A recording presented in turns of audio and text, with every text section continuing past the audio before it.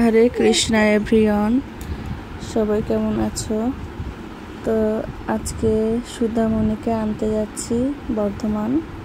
ও মামার বাড়িতে আছে, তো ওকে আজকে আনতে যাচ্ছে। তো এই দেখো আমাদের চারিপাশে দেখো কত জল জমেছে। এই দেখো সবাই পাটকাঠিগুলো কি সুন্দর করে রেখেছে। দেখো এখানে দেখো, এই পাটকাঠি দেখলেই নদিয়া জেলা বলে মনে হয়, তাই না?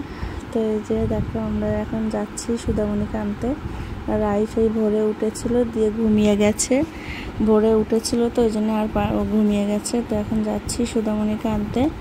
ওকে নিয়েই আবার আজকেই চলে আসবো ওকে নিয়ে। তো এখন এই যে যাচ্ছি, ঘাট করবো, তাই দেখছি চারিপাশে কত জল হয়েছে।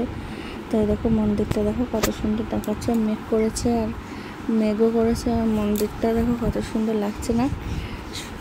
সুন্দর লাগছে, কি সুন্দর। মেঘও করেছে, যাচ্ছি তো বৃষ্টি হবে নাকি জানি না। তো এখন ঘাটের দিকে যাচ্ছি, প্রভু গাড়ি চালাচ্ছে, বসে আছি।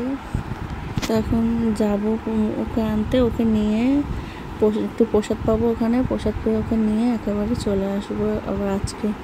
কারণ এখন ওয়েদার ভালো না, কখন বৃষ্টি হবে কি হবে, ওই জন্যে চলে আসবো দিনের দিনে। তো এখন দেখো ঘাটে আসলাম, ঘাটে এসে দেখি কত জল। তাও আগের থেকে অনেক জল কমেছে। আগে তো পুরো রাস্তা অব্দি জল ছিল, এখন তাও অনেক জল কমেছে। আর চারিপাশটা দেখো কেমন জলে জল।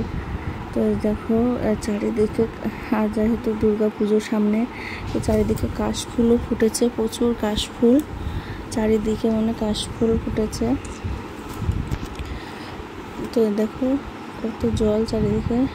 আমি যাচ্ছি, আমি হেঁটে হেঁটে যাচ্ছি ব্রিজ দিয়ে। বাবু আগে চলে গেছে গাড়ি নিয়ে।